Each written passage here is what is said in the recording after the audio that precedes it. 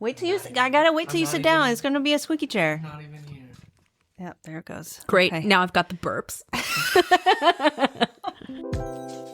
I've already forgotten what I'm supposed to say. It's okay. I'm gonna here we go. Hello and welcome to the review. Nothing under 7 years. No sequels. This is the ASMR version of the review. Okay. We're off to a great start. Got some water. Right here. Okay, hi everyone. Paul and Ben are texting saying never again. For real. This was a mistake. For real. I'll be good. Okay, here we go. Hi everyone. I'm Jess, and this is Shannon, and we are guest hosting The Review, a podcast about movies where movies have to be at least 7 years old and has to be a movie that we have seen before, had big feelings about, and are re-watching. And the movies that we choose cannot be sequels. They have to be the original. That's right. Not part of a franchise? A sandwich. A sandwich or a franchise. Well, and they can't be remakes? Is that also correct? That we know of. This is why I have you here. Mm-hmm. Teamwork. Yeah, so this is a special episode, which I have been bothering them, Ben and Paul, about for quite some time, because I was like, you know what? Move over, guys. It's almost International Women's Day. And I think some gals should have a turn here. Oh, yeah. And what better movie to talk about than a horse girl movie? Mm-hmm. We did it. That's right, ladies and gentlemen, friends and folks. We are going to be talking about Wild Hearts Can't Be Broken. Applause. I had to take a second. Applause. Wild Hearts Can't Be Broken. Mm-hmm. Jessica, we've been talking about watching this movie for a very long time. Yeah.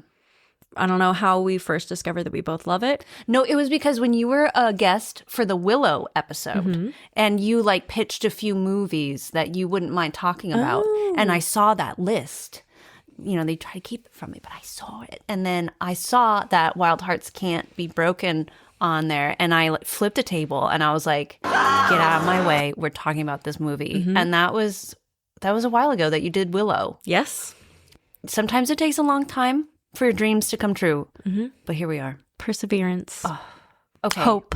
And you know what? Thematically, I think that's perfect for our film. Wow. We have a thorough list of things to talk to you about, and I'm just trying to make sure we're on track here because I don't want to get kicked off as my first day as a guest host.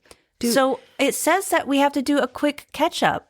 Do we need to talk about ourselves really quick? No, we need to go down farther. Are we just saying what have we been doing? Oh, yeah. Producer Paul, he helped us. Hey, Shannon, what you been doing? What you been doing? What you been doing?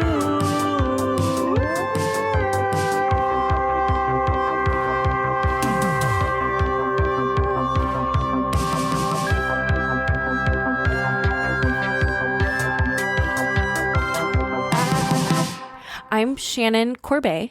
I'm an actor. I was just on set. I booked a nice network co-star that I've been actually for a TV show that was my very first television audition back in 2017. Oh my goodness. And so I finally booked him. You finally cracked it. This episode's coming out in April. I think so. So my TV episode won't be out yet. But they can look forward to it. I think May 9th. Can you say what it is or no? Can I? I don't. It is on my Actors Access, but it's not on IMDb yet. Guys, I'll give you the inside scoop. It's NCIS. Hell yes. I did it. Yeah. I booked NCIS and it was so fun. They're so nice. They're really nice over there. They're so nice. Yeah. They all seem to love that job. I love when that happens. Well, congratulations. Thank you. That's really, in this day and age, wow. Yeah. Yeah. I think I'm going to have 3 TV episodes come out this year so far. Wow. Yeah. I booked another one that I shot in December that won't come out until October because that's how soaps work. And then I booked another one that shot during the strike. It was a SAG-AFTRA interim agreement. And they shot their season, but they have only been releasing 4 episodes every Halloween. So it hasn't come out yet. Is it this Halloween, though? My episode should finally be this Halloween, 2026. That's wild. I know. You have to wait a long time to see the fruits of your labor in this business. And then all of them are going to come out this year, and you're going straight to the top. That's right. That's how it works. That's right. Oh, I'm Jessica Erin Martin. What have you been up to? So I am going to, you know what? I'll just say it. This is coming out in April. I am going to be doing my solo show again at Hollywood Fringe. I've been doing all that paperwork, making that happen.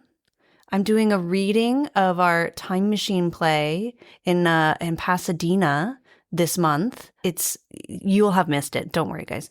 And then I'm also working in sustainability now, which is my other passion. So I'm pretty stoked about that. Listeners, I just reached out and grabbed Jessica's hand. Yeah. I'm so excited because Bless This Jess. That's it. Is so wonderful. You're all going to want to see it. Oh, thanks. You're welcome. I will say there's going to be a new ending. Ooh. So if you've already seen it, come back. So that's what we've been doing. And what have you been watching? Oh, my goodness. What am I watching?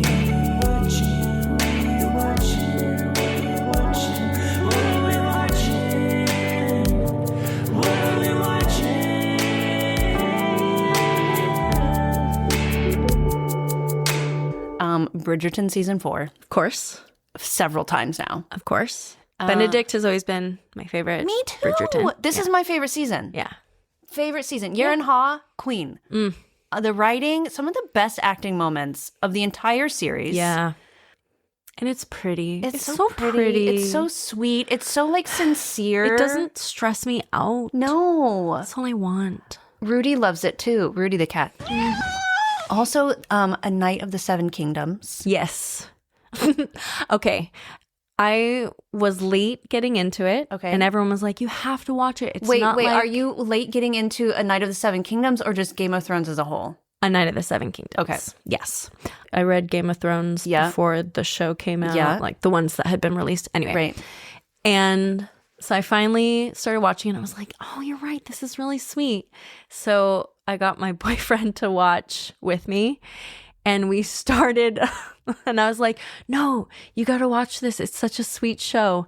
And we watched the battle episode. Yeah. And the credits start rolling and he just looks at me and he's like, you have violence in your heart. You're sick. You and your family are sick. What's the matter with you? That is not a sweet show. And I had to laugh. But the relationships are sweet. It's very sweet. These two characters are so cute. They're so and the behind the scenes, I can't get enough of it. I know. We've adopted Dexter, who plays Egg. He's our son now. He and Rudy are our biological sons. I understand. So we love it. I think it's my favorite Game of Thrones content that's been out there. It is really well done. I do love the dragons though. I love dragons specifically, which really relates to horse girls. That's true. Yeah. What else have you been watching? I just got caught up on Paradise. Oh, we need to watch that. The second season. Second season did not have to go as hard as it did. Dan Fogelman. No spoilers. It's such but it's been a long time since a TV show brought me to tears. I cried on one of the episodes. Full tears, sitting alone in my room, down my face, you know? It's I'm ready. It's great writing. Wait, did you not cry in Bridgerton season 4, part 2? I did not. I was a mess. It was a mess. Yeah. That's okay, I know everything that's in the books. Yeah, I know roughly what happens. So there are a few surprises, but it was very touching, I will say. Yeah. Great. We did that. So many great things to be watching right now. So many. Shannon, why don't you tell us about the movie we just watched? Let's talk about Disney's Wild Hearts Can't Be Broken. Archaeology is the search for fact. A 1991 film, and I'm going to get back to this later, but in a real golden age of Disney live action. Yes. Like the same time as The Rocketeer and Iron Will. These films that are about hope and believing in yourself and good triumphing over the evil. 90s were great. I'm really sorry you missed them. 1991. 1991. So this was a Disney film along with Silver Screen Partners 4 and Pegasus Entertainment. Usually we just type It was a bunch rated of cats G, together. and it is an hour and 28 minutes. Perfect length. Perfect length. Yeah, really. That's A good 90-minute film. really good. Mm-hmm. Tell us about the money. Always I feel like maybe We don't know we don't what the know budget the was. budget. I think that's what that means. We don't know the budget. Opening weekend in May of 1991, May 27th, specifically when it came out, it made $2.7 million. And the final gross for North America was $7.3 million. Final gross worldwide, We don't have it. 2.7 plus 7.3, that's 10 million. Yeah. I don't know. That might not be right. You don't add those numbers. But Anyway. that's theatrical. And I bet this movie crushed in the VHS market. Hell yeah. I want those numbers. Not only Producer that, Paul, this movie find us that. This movie got people to, back in the 90s, kids, you had to purchase the Disney Channel if you wanted to watch Disney movies on TV. like Disney Channel specific movies, yeah. Anyway, that might be irrelevant. It was just To see a this memory. movie, we would have had to go into a newspaper. We would have had to go to the pages where it had the movie theaters to see the movie times. And then we would have to go to the movie, purchase our tickets There. a person, Yeah. and then no reserve seating. You get what you get. Moving on. But I do wonder what those numbers would be accounting for inflation. Producer Paul, what's 2.7 million in 1991 He's working on it. compared to today? So that week in 1991, other releases were Backdraft, Hudson Hawk, Only the Lonely, and Thelma and Louise. Wow. That's Some stiff competition. a big deal. Backdraft really upset me because my dad is a firefighter. It scared me bad. Weekend Top 5, Backdraft. What about Bob? That one, we laughed as a family. Hudson Hawk, Thelma and Louise, and Only the Lonely. Other films from 1991. The Perfect Weapon, Defending Your Life, Kindergarten Cop, You're not so tough without your car, are ya? Goodfellas, Out for Justice, New Jack City, Drop Dead Fred. Okay, Producer Paul, yes. In 1991, $2.7 million. In 2026 is $6.4 million. $6.4 million. I thought it would have been more. It me looks too. like in home VHS sales, it did more than $3 million in business. Okay, which is another 6 million. 3 million in VHS sales. And the worldwide and North American gross are the same. It didn't have an international release. Oh, interesting. So it did make 17.4 million adjusted for its final gross in North America. Okay. I wonder what the budget was. Yeah, what was a budget for a Yeah. 1991 film? They're really keeping that locked away. There's some scores. What do you call these? Yeah, Reviews? the letterbox Yeah. averages. Tell us about that. Reviews. Letterbox gives it a 3.3. Is it out of 5? I'm not on the letterbox. It's out of 5. Okay. That's too low. Yeah, they're wrong. Also follow the normal hosts of this show, Paul and Ben, at Run BEEMC and at Paul Acts Badly, Which is not true. which is not true. He's a very good actor. Because Paul just booked something fun too, guys. he's a working actor. You know he didn't do bad acting to book that job. Hey, Shannon, are you on Letterboxd? No. Okay. Are you, and you just I'm said you're not. not. I'm not. No, I'm No. not. Okay. I can't do it like another thing. I can't. There's so much. But I do love to read a good letterbox review. I do. I like it when it's like a Threads or like an Instagram post of a Letterboxd review. Yeah.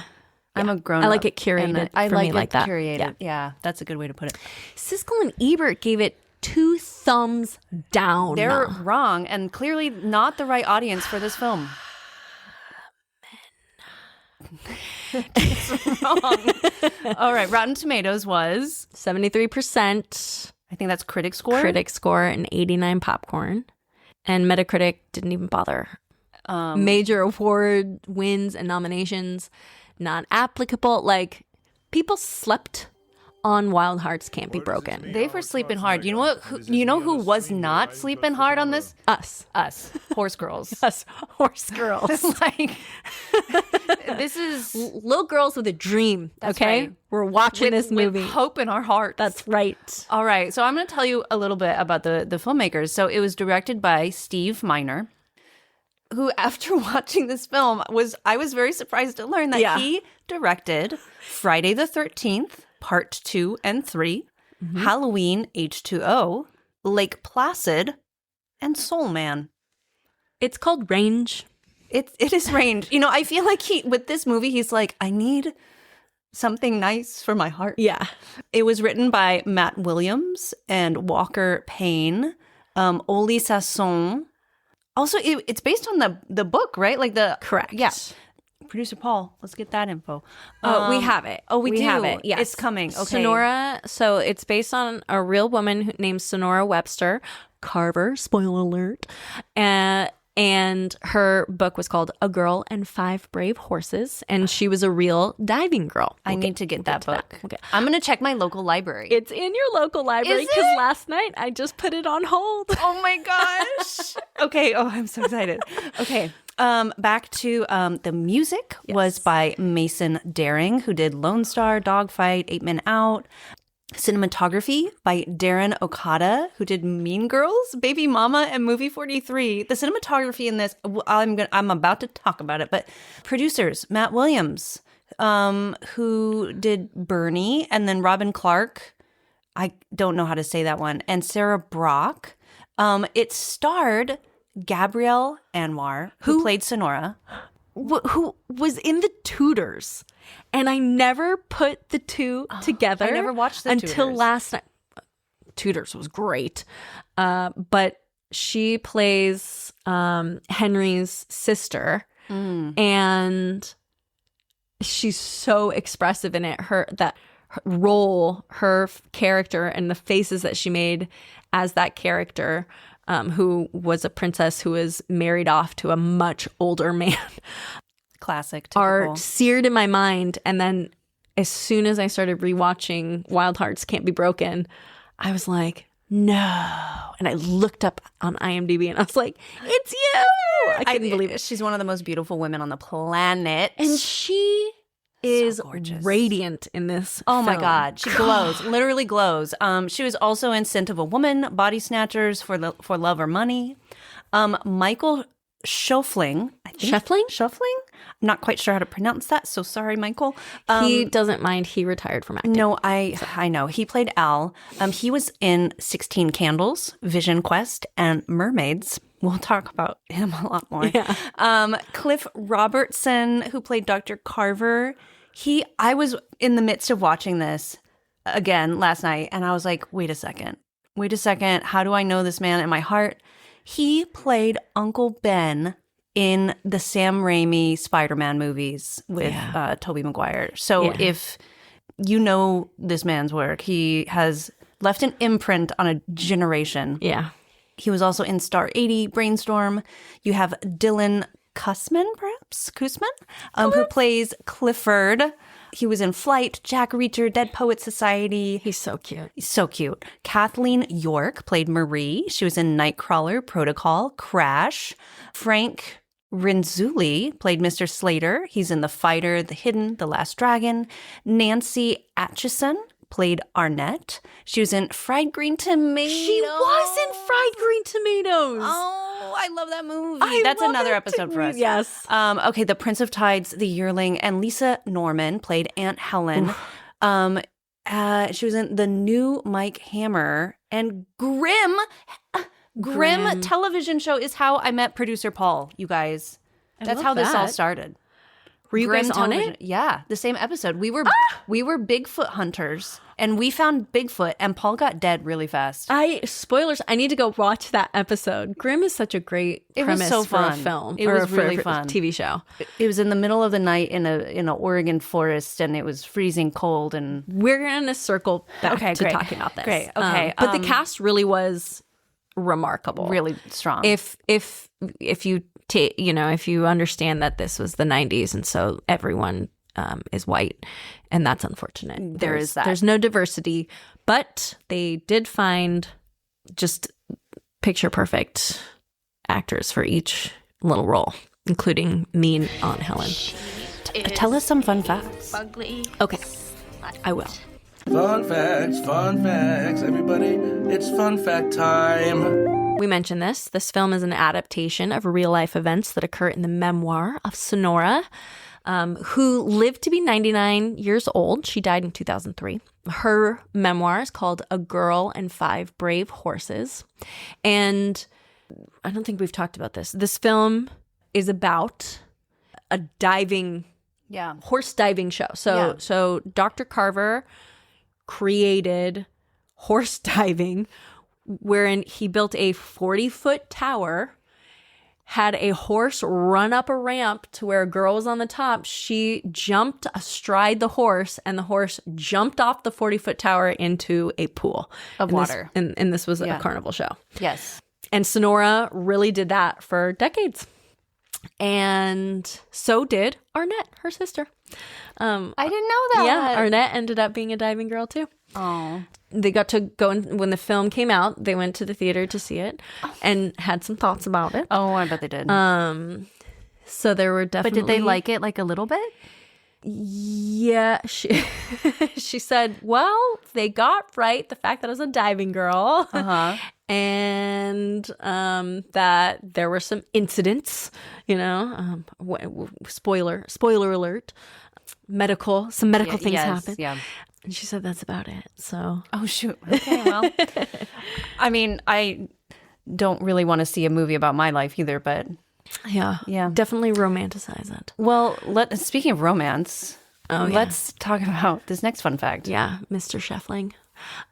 So this was the last acting work of Michael Scheffling, who plays Al, the charismatic son of Dr. Carver and the romantic interest of Miss Sonora Webster.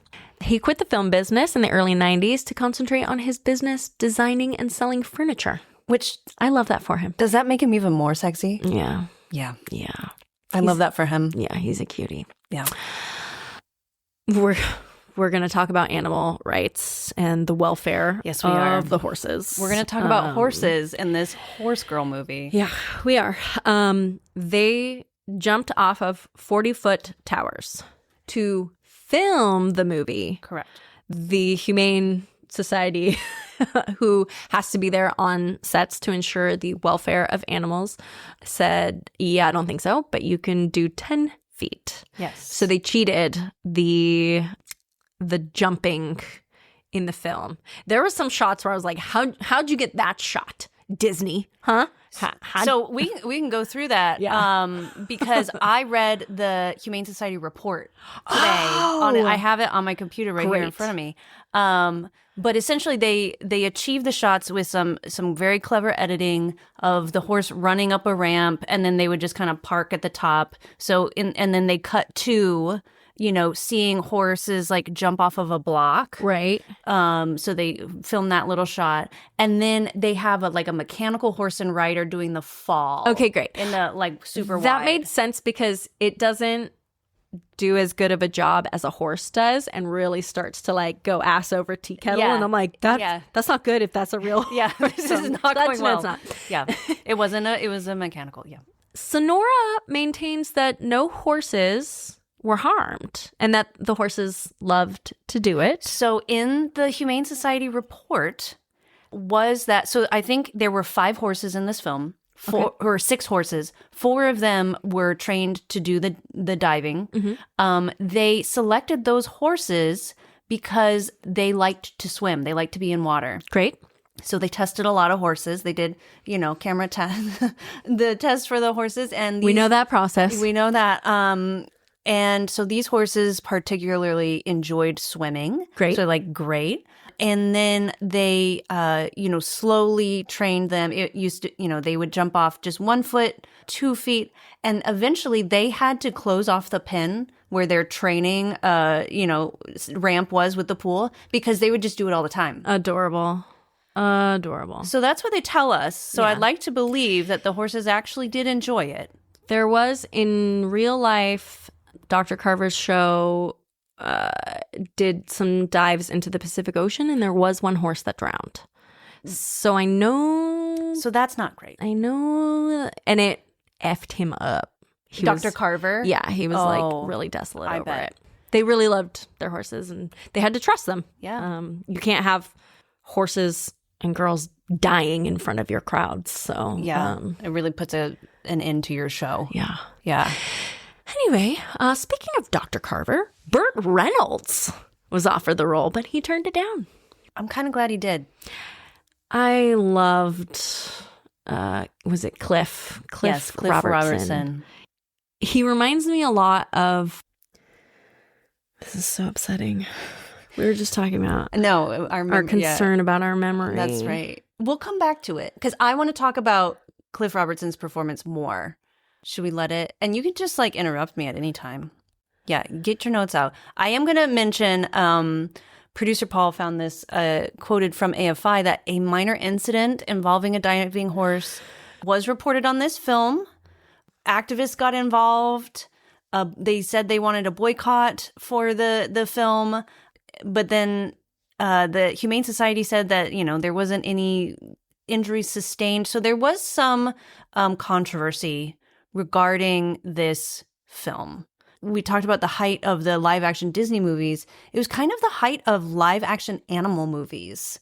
Like there were so many, like Milo and Otis. I mean, that was years prior to this, but goodness, how many animals were killed on that production. Don't look it up. And birthed. Yeah. Live births. Yeah. A lot of animal stuff happening with Milo and Otis, which was also one of my favorites. I didn't know that animals died. Yeah. On Milo and Otis. Somebody please think of the children. Homeward Bound. Oh my came out God. around this time. If you want to make me cry, have Shadow come over the hill. Oh. Oh. But animals were used a lot in a way that we do not see them used now because of how just our connection to them has grown, our understanding of them has grown. I'm a person who loves horses. Horse stunts and horse actors really make me nervous because I used to be a horse owner. And so I know how fragile babies they are. I think all horse riding should be done bitless. I agree. And when I see a bridle with a bit, I'm like, well, you don't love your horse as much as I love your horse. But things are changing. Yeah. We're moving in the right direction. We're going to be talking about animal rights this whole time. So the log line. Hold on, Kurt Russell. Oh my gosh, you did it. Cliff Robertson reminds me of Kurt Russell. Yes, I see that. Whom I love and have met and had a fun conversation with. That's lovely. He's the best. But just that, the kind eyes, the sparkle in the eyes. The sparkle. Yeah, I know. And the character of Dr. Carver is one who can be really harsh, but also really loving and tough. Okay, the logline. Okay, the logline of this film. Thrilled by a performance she sees at a fair, Sonora Webster tries to land a spot as a daredevil who rides horses off of high dives. That's actually not correct. That's not true. Correct. That's not true. She was not thrilled by the performance that she sees. I mean, she did see it. She did, and she was thrilled. But it's the ad in the paper that sends her off searching for this job. So clearly marketing department wrote this. Wow. And before they saw the film. Men. Happy International Not all men. Yeah. Producer Paul, you're great. Not all men. Yes, she does see a thrilling performance at the fair, and then she does try to land a spot as a daredevil who rides horses off of high dives. So they got that part right. They just missed the first part of it where she finds an ad in the newspaper, which begins her heroine's journey. That was a real ad that really happened for the real Sonora Webster. Wow. This is brought to you by someone. Are we doing an ad break? I assume it's horse Horse jumping, horse falling, horse dancing. Horse dance. This is brought to you by Horse Dancing. We'll be back after a moment. Let's go ahead and take a quick break to thank our sponsors. The following is a Review Universe approved message. Young people from all over the globe are joining up and subscribing to guarantee a better Review Universe future. We've just begun to produce what the hosts are calling Big Help, or the Review Shelf Help. It's an ugly show, a physical media sycophant fandom show, a show as hostile as well as overwhelmingly, confusingly positive about physical media and helping you decide what belongs on your shelf. If you'd like to know more, listen to our surprise sneak episode celebrating the 60th American football champions of the world, Seattle Seahawks, and tune in to our upcoming and exclusive channel that will have shelf help episodes of Under Siege, Kindergarten Cop, Clueless, Starship Troopers, and even more. Would you like to know even more? Then keep listening. Like, share, and subscribe to the Review wherever you listen, and assist in the rapid expansion of the Review Universe. Nothing bad can happen. It can only good happen. Back to the program. Welcome back. Welcome back from the break, Shannon. Thank you, Jessica. So we're going to do a little game called Cinephile. And so I'm going to have you cut it like a tarot deck. Oh, I think it's this one right there. I think so. Oh yeah. We're going to If a card jumps out, Yeah. Okay. Wait, I said I know how to do this, but how many movies do we have to guess? Just as many as we can? We keep going until Okay, we just until keep one going. of us can't. You said you didn't know how to do this. And then, okay, Julia Roberts, My Best Friend's Wedding. Pretty Woman. Erin Brockovich. See, this is how my brain goes. I know. This is why I'm an actor, is because people give me things to say. Yeah. Okay, you said Erin Brockovich. I did. Stepmom. Oh, great film. Ocean's, whichever sequel she was. Oh, Ocean's 11. She was in the. Was she in the first one? Right? Or was it the second one? Well, we know she's in the second one, One of the right? Ocean's ones. The Oceans. I think that's where, yeah, Ocean's 11, because she's dating the guy who owns the casino. Yeah. Yeah. And George Clooney needs to take him down and get the girl back. That's right. Notting Hill. The one that she just did with Andrew Garfield. Oh, yeah. Didn't see it. I haven't seen it either. Yeah. And I don't know the name. I don't know. And then didn't she do one with George Clooney just soon before that? Can I say Friends? Is it only movies, or do TV shows count? Because she was really cute in her episode of Friends. Yeah. Can you keep I think I'm at the end of my Julia Roberts turn right now. And what's funny is if I go to IMDb, I'll see the 87 films she's been in that I've seen. Right. And I'll be like, oh yeah. Yeah. But as soon as you're asked to come up with stuff. Nothing. Psychologist, what's that all about? That's ADHD. That sounds right. That's that. Check. Every time I read a list about ADHD, I'm like, exactly. So thanks, Julia Roberts, for stumping us. Julia, we love you. Lovely thing. I want to watch Notting Hill again. I loved her reaction to Ava Victor and Sorry Baby at, I think, the Golden Globes. I don't know this story. Julia was, she's a fan. Yeah. And so am I. And how exciting for your directorial debut. To get a shout out. From the Julia Roberts. The matter can occupy some space. I also want to rewatch Erin Brockovich because, boy, what a movie. What a movie. It's a great script, too. It's a great read. Yeah. If you're studying screenplays. And as a sustainability and, eco-content person, that's at the top. Yep. Pretty good. All right, so we did our cinephile. Mm-hmm. Great. So now... Sorry. We're going to focus and we're going to talk about Wild Hearts Can't Be Broken. And we are going to give our OG rating. So that's like when we first watched it, like as children? Yeah, and I think our first time that you ever watched it. What was your? Do you Okay. even remember the first time you watched it? I cannot remember the first time I watched it. I don't know if I saw it in the theater. I don't know if we rented the movie. We were not a family that had a ton. We had like the Disney clamshell movies. Remember in the like white plastic clamshell? Yeah. We had those movies. Yeah. But we didn't have a ton of like VHS tapes. No, my grandpa learned how to tape from the TV. Oh my God, that's probably my grandpa did too. Yeah. That's probably how I saw it for the first time. So we had a bunch of those with like, and he used his typewriter to type the titles of them onto the Kodak. My grandpa used to write it in his like chicken scratch handwriting. Oh my God, you're like unlocking memories. Yeah. That is 100% how I saw this movie. Yeah.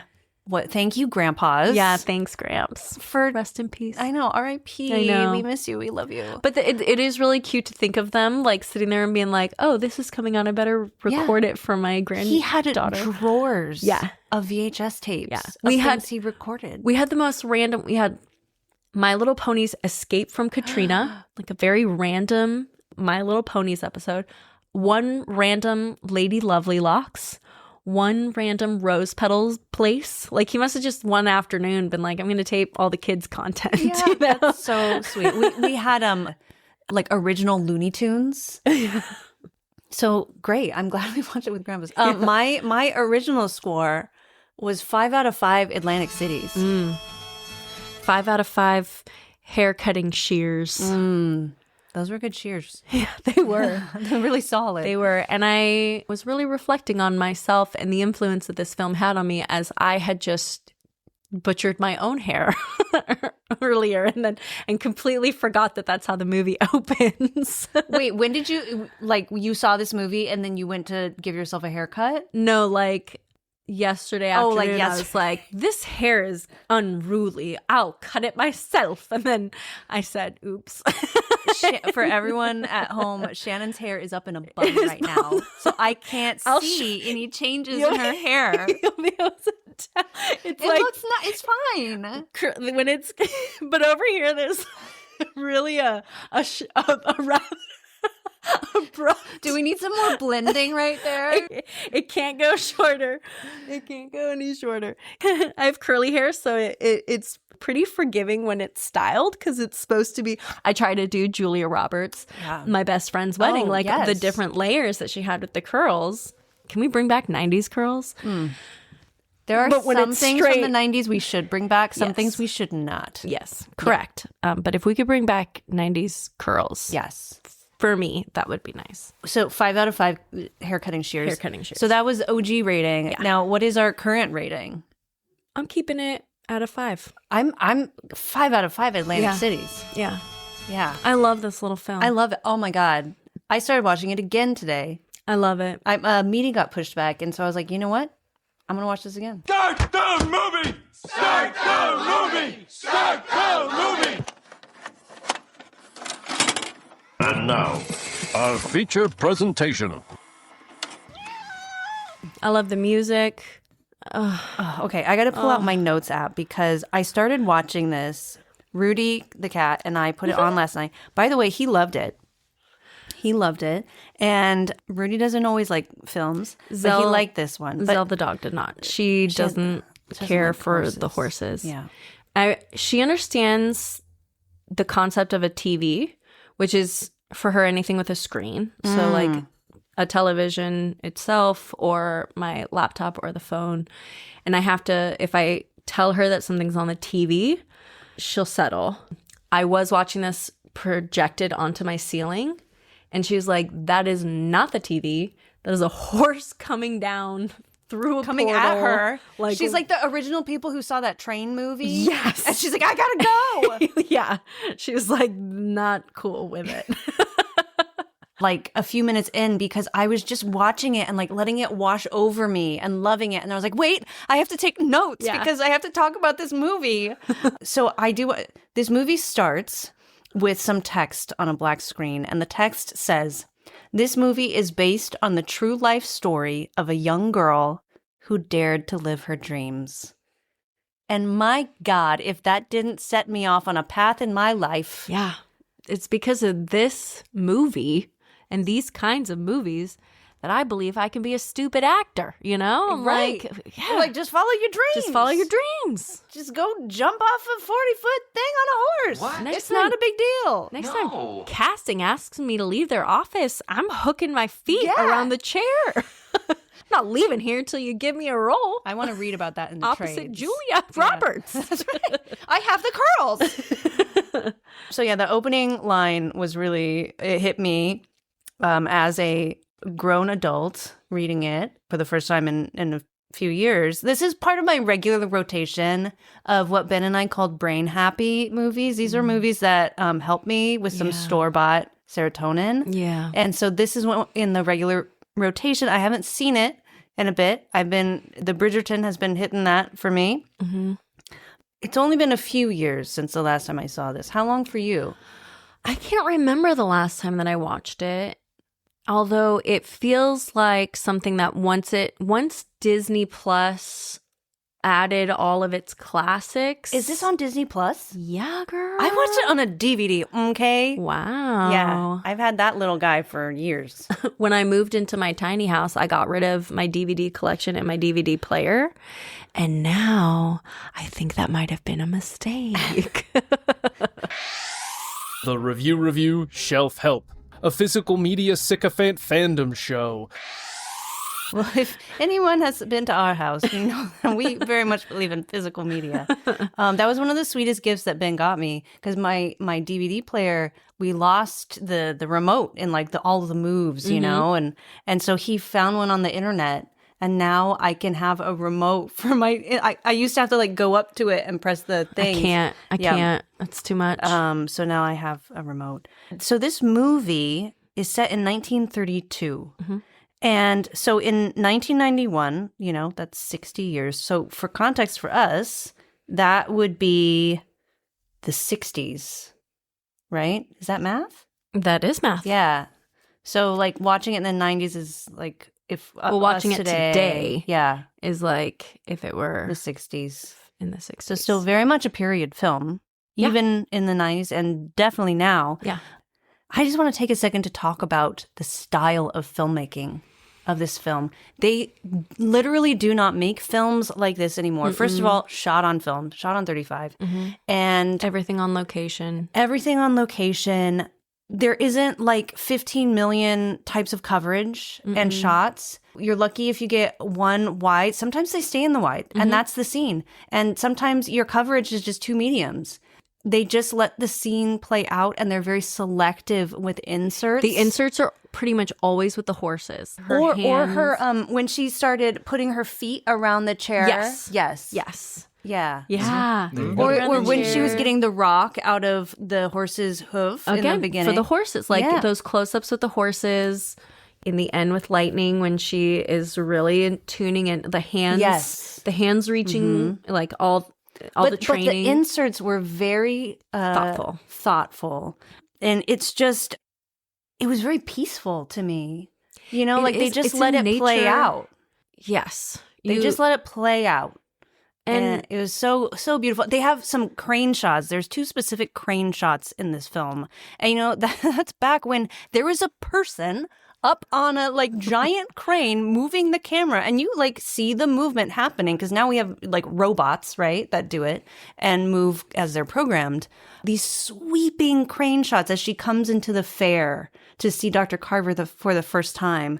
And then what was the second one? Oh, I think it's the final dive that she does. There's a crane shot there that is just like incredible. So really beautiful filmmaking that I don't think this got credit for. I think people saw it as a movie for girls.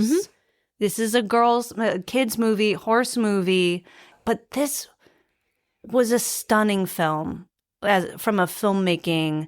The costuming, the sets, obviously the animal actors, and the acting company, you know, it really is a wonderfully made film. It is. It's so textured, especially, you know, it takes place right after the Great Depression. Well, it's right still, after.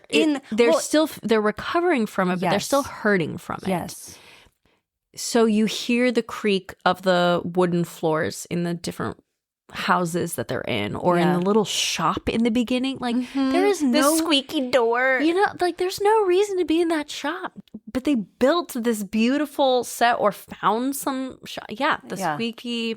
Well, I mean, back then there was more soundstage, you know, like standing sets existing. You know, they've all been well, not all of them, but a lot of them have been torn down at this point in time in the present. Yeah. But really, beautiful filmmaking.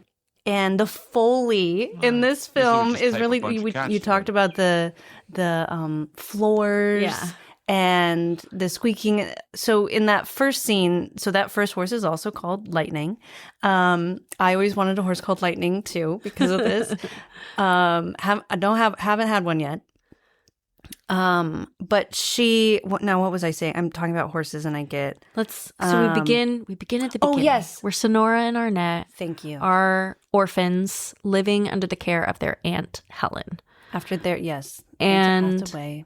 There are so many quick ways where we learn that Sonora is a wild heart that can't be broken, certainly not by Aunt Helen. Mm-mm. She chops off her hair to try to look like one of the ladies in the ads for Atlantic City in the magazine. Her aunt makes her wear a paper bag. A bag on her head. Yeah. And is like, you know, Sonora's running late for school and she gets into even more trouble. So the school, so she sees their horse, Lightning. It's a big draft horse, like a Clydesdale type horse, and he's limping. So of course she goes over to him and, you know, what's wrong? And she sees that he's got a rock in his foot. So she helps get it out, one of those close-ups. Mm-hmm. And, you know, she's loving on her horse and the school bullies walk by and they're like making fun of her. And she's defending her horse. She's like, he can jump so high. And they're like, yeah, prove it. And so she does and ends up, they jump over a fence, but they break the fence and the cows get out. Yeah. So she has to then get the cows back in. She's very late to school. And the teacher's pissed at her. The teacher is not nice. And then the bully's still going at it. And she punches her in the face. She punches her right in the which face. Which is great. But then she gets expelled from school. So go back to the club. And so her aunt sells Lightning the horse. Sells Lightning and decides to give Sonora up to the state. Yes. Not Arnett, her little sister. The little one's doing fine. She gets to stay with the family. Sonora, you're out of here. You're out of here. You know, that was a moment because, you know, as a child watching it being like, oh my gosh. Lightning? Yeah, selling Lightning and then also like kicking her out. What do you mean? But then, you know, watching it as an adult where you are a person barely getting by, you have your own children, and you're trying to take care of your deceased sister's children. I probably want that teenager to get the hell out of my house as well. And she's like causing a ruckus, and so Sonora decides to run away. In the night. Yeah. And she's got that ad. She's found that ad. Wanted a diving girl. That's right. Must. So she runs away in the night, packs her few clothes that she has, and her the magazine illustration of the woman in Atlantic City. All your dreams come true in Atlantic City. And she runs away to the state fair where this ad says that a Dr. Carver is waiting to find his new diving girl. So we come into this fun fair. We meet Clifford, who's created a contraption to cook the hot dogs. Yes. It's like on a bicycle chain, and the like hot dogs are like going around. I wasn't sure how this medical advice holds up today, but he burns himself on the hot dog spoke. Yeah. And so Sonora runs up to him, spits on him, and then rubs dirt on the burn. Yeah. She says that the mud will help with the blistering. Yeah. I mean, maybe. That's their meet cute. That's their friendship meet cute. And he gives her a hot dog. Yeah. Because she hasn't eaten and she's very hungry. You could see that she's very hungry. And so she's biting her lips watching him first. And that's how she sees him get burned. She's very observant and cunning. She sees Al get into some trouble. Our first time seeing Al. He's in a bit of a dust up. He's been cheating at cards and he's caught out, and they're like, I know you got that ace in your hat. And they shove him over, the hat flies off, and the ace flies out of the hat, and Sonora sees it first and steps on it and hides it. Yeah. And then the guys, They're like, well, he's not here. I guess we're wrong. yeah, which I appreciate. Yeah. You know? It's true. Yeah. They walked away from that. Yeah, he's like, hey, I was wrong. And sorry about that. Yeah. And Al's like, yeah, you were wrong. Yeah. Bitch. I gotta go. And she pockets the card. She does. Which she brings back a little later. And then she goes to see Dr. Carver for the first time. I know we probably shouldn't do a blow-by-blow of this whole movie. We can't do the whole thing. Could, but this meeting, this scene is so good. And I think you can watch this film and be like, God, Dr. Carver, he's such like a hard ass. He's just so gruff and mean and like this nasty old man, and in a like mean way, not like a gross way. But he is tough on her. But every scene, again, watching this as an adult, he really cared for her and he really tried to take care of her. Both of the men see her grit. Yes. And decide to give it a chance. Now, Dr. Carver at first is like, nope, get out of here. You're a child. We'll talk about her age in a second. Yes, we will. Put a pin in that. Al was also like, get out of here, kid, except that she revealed the ace. Yeah. And he's like, oh Kind of owes her one. Yeah. So she's taken on first just to be a stable hand. Right. But her tenacity is what gets them to is what convinces Al to help her train to be a diving girl. Yeah. And, you know, when she's able to do it, they both show respect. And she steps in when Marie gets hurt. And because Marie did something she shouldn't. When you're around horses. Marie did not respect her tenacity. No. And she did not respect that horse. She did not. Marie got onto... So, okay, we missed a part where Sonora is on the farm. She's shoveling literal shit. And Al brings back a new horse. That he won. That he won in a poker tournament. Al has a gambling problem. He really does. But it works out. We get Lightning, this beautiful gray horse. But it's wild. This is an unbroken horse. So he and Sonora, in secret, train this horse. Yeah. This horse and Sonora have this bond. They create this bond. And she starts to understand Lightning's... She also names this horse Lightning. After her first Lightning. Her first love. She understands the boundaries of this horse. Mm-hmm. And then Marie, once they reveal that they have trained this horse... Marie's like, great, I'm going to get on him. I'm going to show you some things. And Sonora's like, hey, now, like, he doesn't like that. She's like, you don't know anything. And the horse reacts and rears, and Marie falls off and dislocates her arm. Yeah. Is that right? I think her so. shoulder or something. And so they've got a show in 3 days. You got to respect the horses, y'all. Gotta respect the horses. And also, Marie was not a girl's girl. She was not. Here is her chance. And there was like a really cute scene where Sonora's laying on the bed watching Marie get ready. Marie's beautiful. Yeah, she's a beautiful lady. You know, and Sonora's this stable hand with this wild haircut, like clearly has not had a feminine influence, a loving feminine influence. And Marie never... Yeah, she's a diva. She's a typical, like, villain diva. Here's a reality check, diva. And karma comes for her. Yeah, she tells Sonora, like, you need to, like, work on your looks and put some more effort into what you got going on here. And then laughs at her when she does. So Sonora goes to the beauty parlor and maybe doesn't get the best hairdo, but she was trying, and Dr. Carver and Al did not laugh at her. No. They did not say a thing. Mm-mm. They just kept eating dinner. Yeah. And Marie starts laughing at her. I know. Not a girl's girl. Okay, we need to talk about age. Talk about that. We're at the point where we have to. We can't continue any longer. Okay. In real life, yes, okay, there was a 20-year age difference. Really? Between Sonora and Al. But she was not a child when she showed up. Because in this film, we think she's about 17. That's being generous, you know, like, because she's in school and her aunt is talking about how she's going to go give her over to the state until she comes of age. Right. Which is might be soon. Pretty soon. Yeah. So we could say we'll say 17. We'll try to say 17. Maybe she's 18 by the time this has happened. Maybe. But he is older. Yeah. The actors had a 10-year age difference. And let me double check They never say his age in the film. Right.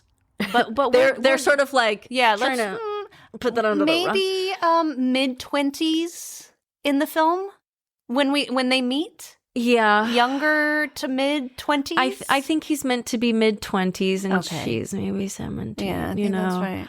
I know it was 1932 and they did things real different back then. Like back then, you were just looking to get married. My grandma got married at 18. My granny, she was married at 18. The day after her high school graduation. Yeah. So things were different. We do things differently now. Yeah. Gabrielle was 20 when she was filming this. So he was 30. He was 30. Okay. So there's that. And I really went down. I should have written down my findings. I was like, well, it's just in a few hours I'll remember. Surely I'll remember. Okay, she was born in 1904. Started diving in 1923. So she was 19. Okay. IRL. Well, he's 20 years older. Oh, 20. So he's 39. That's a big difference. That's a big yikes from me. They got married 5 years later. So they got married when she's 24 and he's 44, Yeah. But then again, they stayed married until the day he died. That's beautiful. So they knew. And also, when Sonora went to see this film, take in the film, I don't know if that experienced the film. I mean, spoiler alert at this point, we're all here to discuss this film. She is going to, the real Sonora Webster Carver hit the water with her eyes open on a dive and detached her retinas and was blind for the rest of her life, but was able to continue diving. So I want to use the correct language for people who are vision impaired. Do they go see a movie? To go watch a movie? Isn't that interesting? Take in a film? Yeah. She did say commentary about some of the portrayals, because there's a moment where Al and his father get into an argument and Al grabs like a board from the fence to go to hit him, and Sonora's like, I don't appreciate that. That never happened with my husband and father-in-law. Let's not. Yeah. Yeah, so there's a very contentious relationship in the film between Dr. Carver and his son, Al. Yeah. And Al's mother, Dr. Carver's wife, has left them many, many, many years ago. Just these two men. Yeah, so Al leaves. He does. They have this big blow-up argument, he and his dad. Yep. And so Al gets out of there. But Sonora says, write to me. And he says, yeah, I will every day, because they've had this kind of sort of a love connection happening. Which still feels too, when I was watching it, I was like, oh, I don't remember this happening so quickly. I watching it. So there's this scene where they're swimming together and he starts kissing her. Yeah. And she's uncomfortable and she leaves the situation. Yeah. And I was like, good for you. Yeah. You didn't like that. Yeah. You didn't consent to it and you got out of there. Yeah. And it was right after the makeover. Yeah. Which felt like both men were like, okay, nobody ruin this for this little girl who's trying to be, and then he kisses her. Oh. But then right after that, Al comes in the house. And Dr. Carver's like, you leave that girl alone. She's young. He knew what was going on. And he's like, you leave her alone. She has a future ahead of her. Don't try anything. Yeah. And I was like, I haven't. And he's like, good. And then, they Put have the mouse back in the house. That's right. So I appreciated both that Sonora got out of that situation and also that Dr. Carver stood up for her. Yeah. Was always looking out for her. Even sometimes when it felt like he was being real tough on her. Yeah. He never pushed her farther than she could go. That's right. And I will say, Al wasn't just trying to make a pass at her. That's right. Al was in love with her. He was. He writes to her. Every day. Every day.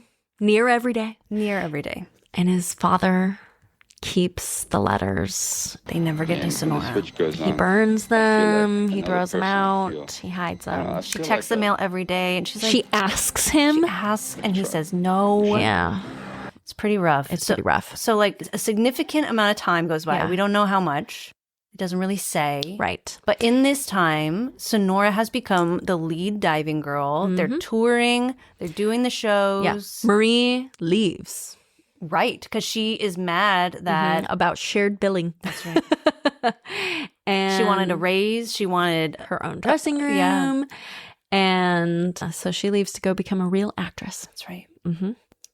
Dr. Carver leaves for a few days to go and secure some shows. And while he's gone, Lightning gets very sick. He does. Now, in this moment, as a former horse owner, thank God I never had to deal with this situation. But for those listening, Lightning is colicking, Yeah. which is very, very serious. And Sonora is by herself with this horse as he's colicking. So signs of a horse colicking is they're pawing the ground, they're laying down, they won't get back up, and you really want horses to be on their feet. She tries to call for help, but the phone line's not working. She can't get any help.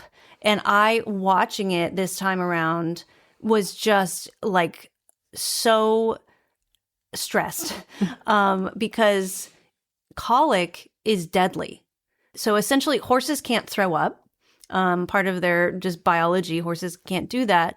And so if they get a tummy ache, so they're bloating or they are constipated or wherever, if they can't pass their manure, really bad things can happen. And an impaction can happen, which has to be repaired through surgery. And this all happens very quickly. Essentially, it's like a torsion of their intestines can happen, which cuts off blood flow, which they can try to repair it with surgery, but often it's a death sentence for a horse. So when we see that she's just laying next to him through a whole entire night, I'm like, oh my God, this is such a movie, because if this were real life, this horse probably would not have made it. Yes. So it's a very serious situation that Lightning is in this moment, that Sonora is having to deal with by herself. You know, she sleeps in the barn with him. It's very sweet.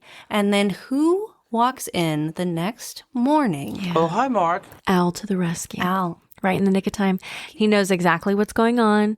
He knows exactly what to do. We got to get this horse on his feet. We got to get water in him. Yep. And they like pull once, the horse gets up, and they walk, and then everything's better. Well, it's a Disney movie, and thank goodness, because I was very stressed. So it's like nice to know that they're like, and then Lightning lived happily ever after. And then it was over. Thank you. And then he had a nice poo, and it was great. Yeah. We don't see that, but he's better. Now, of course, he's not completely That's right. recovered. So Sonora can't dive on Lightning, and they have now made it to Atlantic City. More news that Al comes home with. That's right. He has secured a residency at Atlantic City. And Because he knew how much Atlantic City meant to Sonora. where all your dreams come true. He went there on his travels, talked to Mr. Slater. Yeah, an event organizer, the guy there at Atlantic City on the boardwalk, and said, I got a show for you.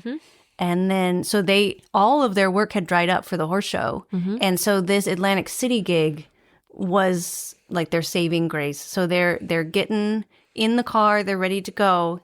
And one of the most beautiful sequences of the film. I was just going to pass right by that. sure were. I repress it every time. Yeah.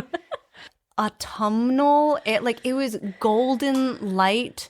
They're driving to Atlantic City, and Dr. Carver starts rubbing his chest and trying to apologize to Sonora, sweating, and he's apologizing for his wrongs in his life, for hiding the letters from Al, and says, maybe let's pull over, let's have a little stop. And she's like, great, we'll have a picnic.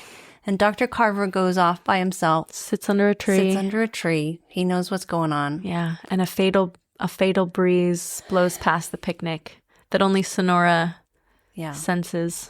And it was so poetic and beautiful because we see Dr. Carver under the tree. We know what's happening. We see the breeze hit Sonora. We see her look towards him, and then we swipe to reveal the funeral. Yeah. And we have the funeral for Dr. Carver. He passed away from a heart attack on the way to Atlantic City, where his son is taking over the show. You know, like it was this reconnection moment with his son, this dream of his, and he doesn't get to go the rest of the way with them. Yeah. But he did get to have catharsis with the people he loved. He did. So that's nice. So we have a funeral, and they have to go, the show must go on. So they have to go to Atlantic City. And as you said, Lightning was still recovering from his colic, his serious, not so serious colic. And so they have to use Red Lips. Red Lips. It's Al's. So Al is now the showman. He's the announcer. Right. Like Al's first show. Al's for sure. He's very nervous. He's very nervous. He's never done it before. He's always his dad. Yeah. He does a great job. Yeah. He also throws in a special surprise. He sure does. And I appreciate, okay, here's how I feel about proposals that are in public. Because this happens a lot. You see this, commentary about like a woman wins an Olympic medal, and that's when her her boyfriend proposes. Yeah. Like, you need to propose when it's your Olympic medal moment, like when you are in your awards speech, your big moment. Maybe not your partner's, unless you guys have discussed that. But I like that he takes this opportunity to propose to Sonora live in front of everyone as she's climbing up the ladder to do the jump. Yes. And so she runs down and she says yes, of course, and everyone's cheering, excited. Say yes. This is her first show in Atlantic City. They've just gotten engaged. She's about to do the dive on a horse she's never dove with that we've seen. Yes, Marie dove on Red Lips a lot. Sonora's always been on Lightning. And none of them are used to having a grandstand band. Yeah. And so, yes, on this dive right at the top, bang of the cymbals, Red Lips gets startled and stumbles. They topple down, and Sonora hits the water with her eyes open. Red Lips is not injured. That's like the first thing she asks. Yeah. Is he okay? And Clifford and Al are like, no, are you okay? And she's like, yeah, I'm fine. Because we see in a very cool camera moment, like her eyes are like blurry, but then come back. And so she had her vision, at least in the film. Yes. For a little bit. Because like a detached retina, I don't know. So not a doctor. Because in the film, she goes starts for fading. A couple days and it fades, and then finally it's lights out. And so they have a doctor come in and say, you had this impact. There's a blood clot, and you didn't see a doctor right away because she said no.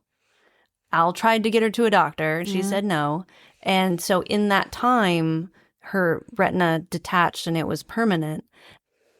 I don't know if medically now they could have done anything, but back then they certainly couldn't. And yeah, the real Sonora Webster Carver did go blind. Fully blind, yeah. Detached retinas in both eyes. And so this is the first time that Sonora's having a moment of doubt. And she's in denial about going blind, losing her vision. She keeps saying it's going to come back. It's just temporary. And then as she's starting to accept it, she's like, we can't get married. I don't want you taking care of me. Yeah. And we see Al being very sweet of like, I love that moment where he takes her hand and he is like showing her where her clothes are in the closet. Like, these are the blue ones. These are the green ones. These are the white ones. And really trying to make their home more accessible for her. Mr. Slater's like, I'm going to shut you down. I can give you a week. I understand that your family's going through something, but this tower was expensive. Yeah. And so they bring back Marie. They sure do. Marie comes back to do the diving. There's a moment where Marie is taking new publicity photos. And they want her to get on Lightning. And she's like, no, I'll just stand next to him. And one of the photographers comes over to Sonora and is like, honey, you're in the picture. Can you get out? Yeah. Blind girl, shoo. Brutal. That for was Sonora. rough. That was rough. Sonora decides she wants to dive again.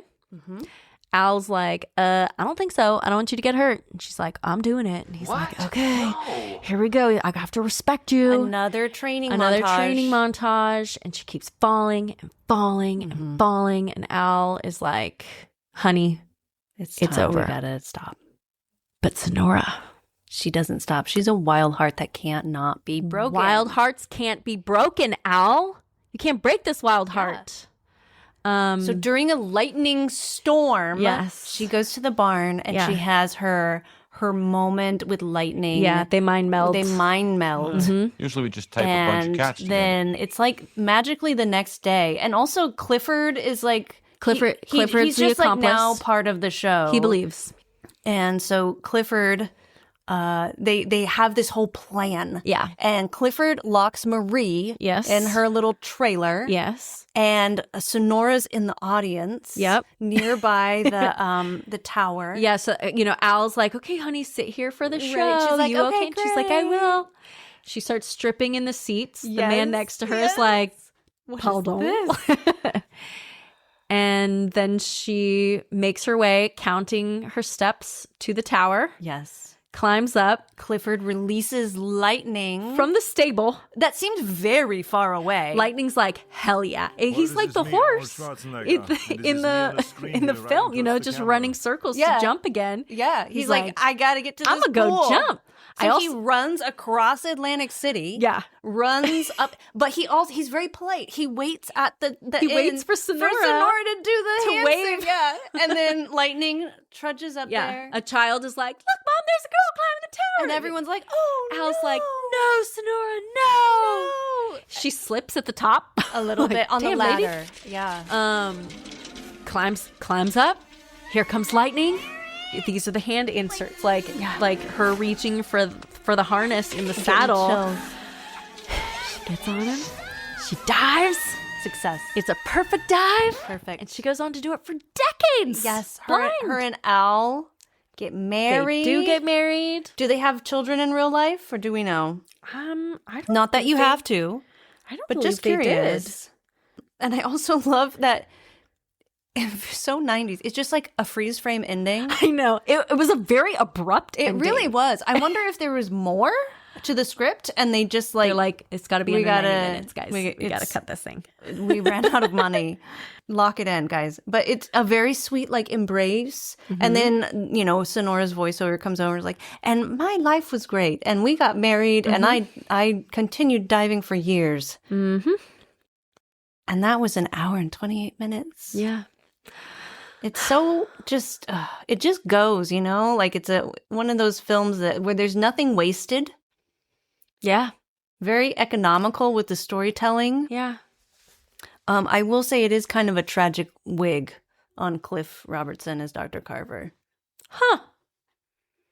I don't know. I'm really picky about wigs. This is fucking too hard. I didn't notice You it didn't enough. mind it? I was definitely taken in by those twinkly eyes. Well, yes.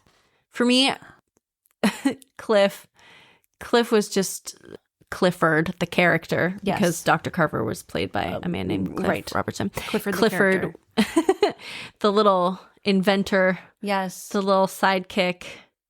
His motorcycle cage. Oh, yeah.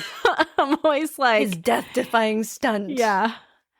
Which, again, another dream that came true. That's right. Lots of dreams coming true in this film. It's a Disney movie. You really love to see it. But it's also a film where there's like real stakes. And it's not just like, I have a dream to climb a mountain. And then training montage and she's on top of the mountain. There are real stakes and you see tragedy, like human experiences. A young female orphan in the 1930s. Yeah. Trying to make her way in the world. What a fun way to do it if you want to be an actor, a showman. You're like, yeah, what a life. What a origin story. Yeah. And I do have to shout out to the costume department because I thought the costumes were incredible. They're so good. I wonder if these were rental pieces or if they built them, because they look so perfectly distressed and so paper thin. Like they've been worn so much you can see through them. Sonora's dress really was threadbare, you know? Yes. So she had so many cute, her riding looks, those high. The jodhpurs. Dude, with the beret. And the little hat. And the tank top. If you see me wearing that, I know. Just deal with it. I was like, on a bad hair day, I need to be wearing that hat. Why did we get rid of it? I mean, I'm like watching this film and I'm like, my hair is literally are Sonora's Sonora hair. Weaver, you know? I mean, did my dream come true of being Sonora Webster? Yeah. Webster. Sonora Weaver. Where'd that come from? Oh. Webster. Yeah, Webster. But like her wardrobe is what I want to wear. That little, she had like a blouse with butterflies on it. Did you catch that one? And with these like teal pants. And I was like, I'll wear that right now. I wanted all of her I riding want all clothes. of it. Yeah. One of my hyperfixations right now is like color analysis. Okay. And so I believe she's an autumn. And I love that they dress her to her palette. And I think that's why it looks so good, because sometimes they don't and it doesn't look good. And you're like, I can't tell why. And it's often because it's the wrong palette of that actor. Well, and specifically when because Sonora is riding horses. She is getting dirty. She's not wearing makeup. You're like, each time she has her makeup done, it looks inappropriate on her. It looks almost garish, you know? In the same way, like the first time she does her dive, she's afraid to take a bow and she's asking. Right. she's like, I won't bow. Dr. Like, you Carver, have to. she has to bow. I also loved when she's like, what if I can't do it? Will you hate me? And he's like, yes, I will. But yeah, her silly bow is how I feel about, her red lipstick. Like, she's trying, but I will say it was the Atlantic City shows that she got her makeup, the growth, from to match herself, which is, I think, when I was like, oh my God, the color palette, because she's wearing a dark green bathing costume and she has a lip that is right for her. Whereas when she dressed up, she's wearing like this light powder blue dress and this makeup that is not the right color for her. and so it really stands out. And you're like, this doesn't look good. And a lot of that is because they played with the colors of it, which means you have a really good design team. It is, just the whole texture and look of it. It just looks so real. It looks like it was. And the suits of Al, like those big shoulders and the zoot shoes. suits. Yes, the shoes with the there's like the two colors. What are those called? I'm like, Mary Jane's saddle shoes? No, not for men. Whatever the male version. Male zoot suit shoes. Yeah. So really, fun. and the costume journey from, where they started to going into these fancy zoot suits of the Atlantic City and that big costume piece that was Dr. Carver's signature piece. Jacket. The fringe jacket that was a gift from Buffalo Bill Cody. Yeah, so the real Dr. Carver, a true showman, had a couple of different types of shows before his diving show, and claimed that he was born in 1840, but was probably born in 1850. He told many tales. He told many tales, and historians have had to sort of piece together which among them were true and what was real and when exactly events transpired and everything. But was definitely like in the mid 1800s in Sioux territory. Okay.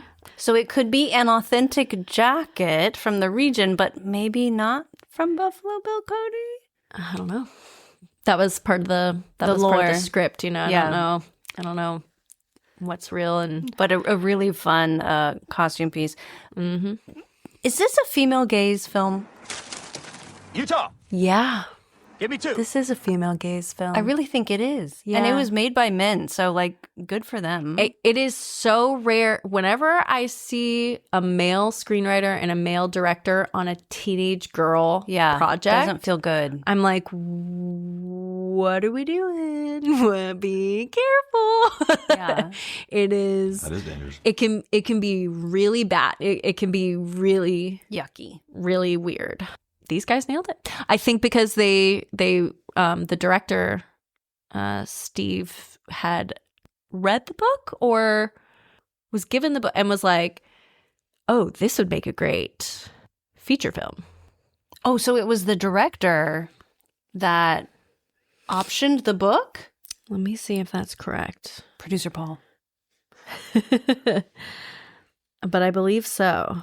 But yeah, that it's such a tricky thing to do. There's so many times where I've seen female stories told that we're not representative of them, we're not female gaze, but and also because this is a romantic element to it. It's about a young girl following her dreams, and all of it was, you know, she was kind of in the driver's seat of all of it.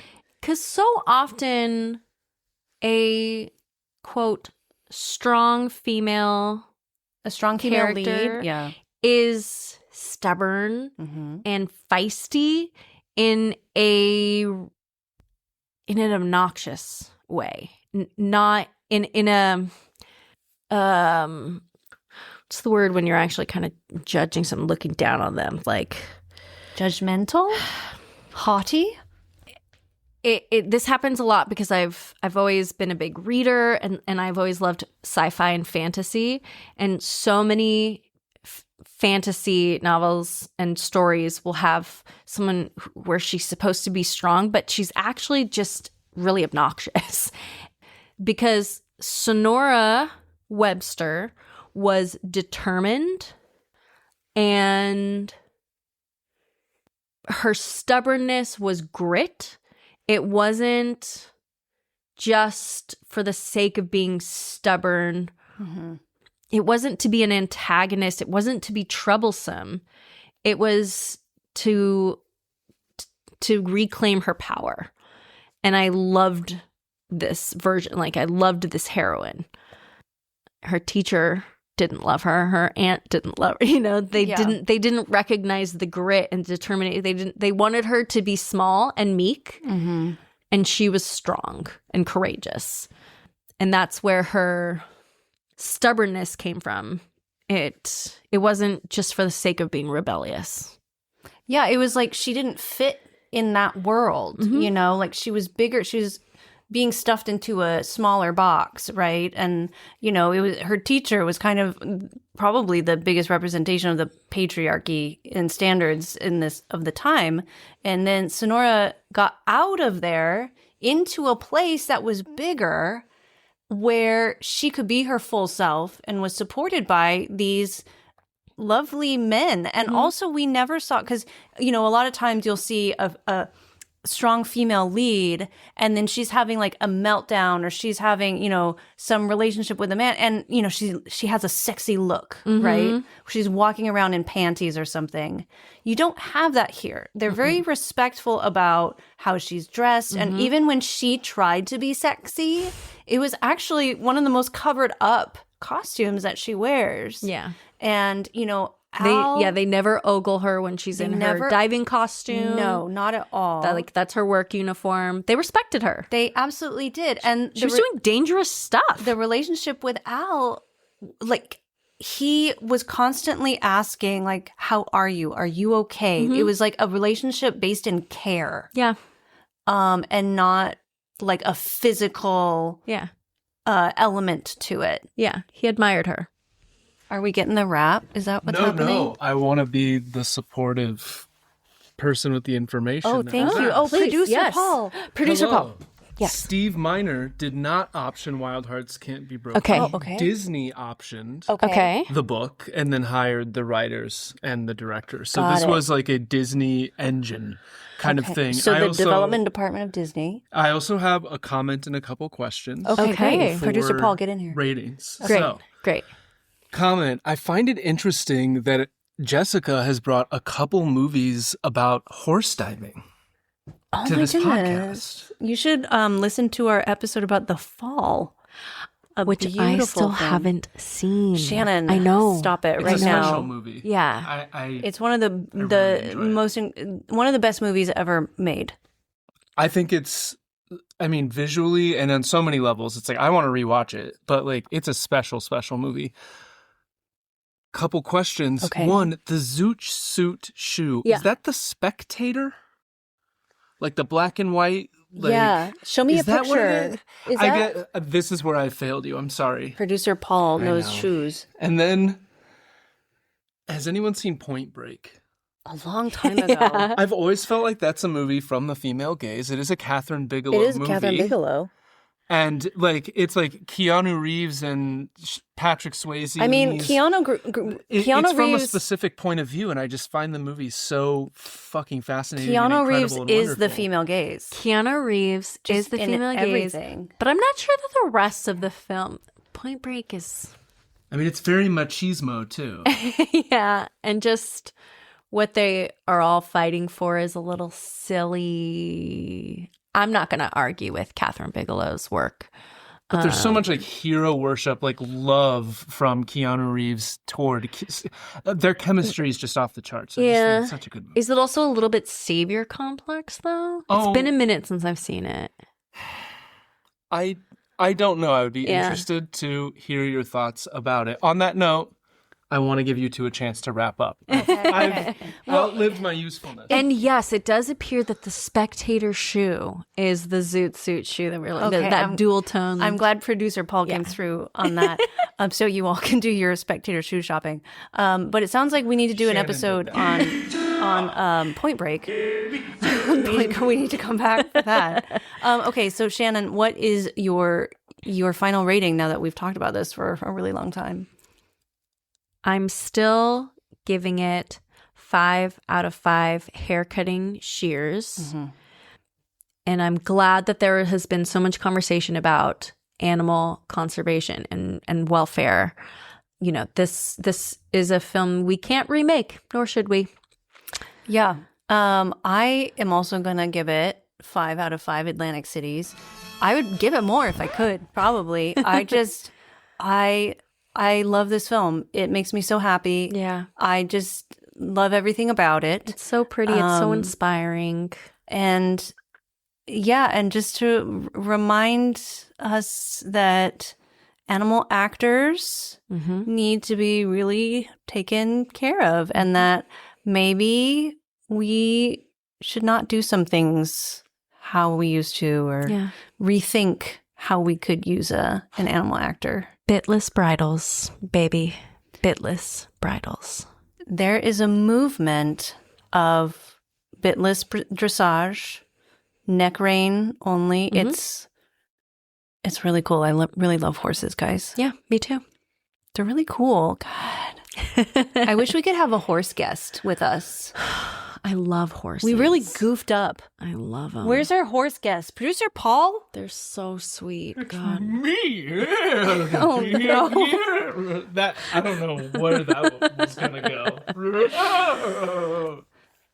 go. Where can we find you online, On Jessica? the internet. Well, probably more places than I want to be, but on Instagram, you can find me at Jessica Erin Martin. Great.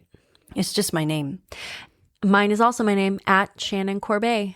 Wow. And people need to follow you so they can know when your TV episodes are coming out. true. All 3 of them that are coming out this year. That's true. We'll talk Hollywood Fringe because I've been trying to decide if I want to bring a new one-woman show. And I had so much fun doing the Time Machine with you guys last year when I did Napoleon's Horror Sister. I'm like, maybe we got a I know. It's so much fun. one-woman show. Go see live theater, everybody. Go to the Hollywood Fringe Festival. Yes. Go see women in shows at the Hollywood Fringe Festival. Come see us. Yeah, or just us. Your regular hosts at Run BMC and at Paul Acts Badly. This is just a special little interlude. That's right. Where 2 gals just want to talk about Just a couple of horse movie. girls. Just a couple of horse girls. Trying to talk about horses. can you tell us a little bit about the music we're about to hear? Okay, I would love to. The music is by Jamie Hinwood, Chris Olds, and Matthew Fosket. I think we did it.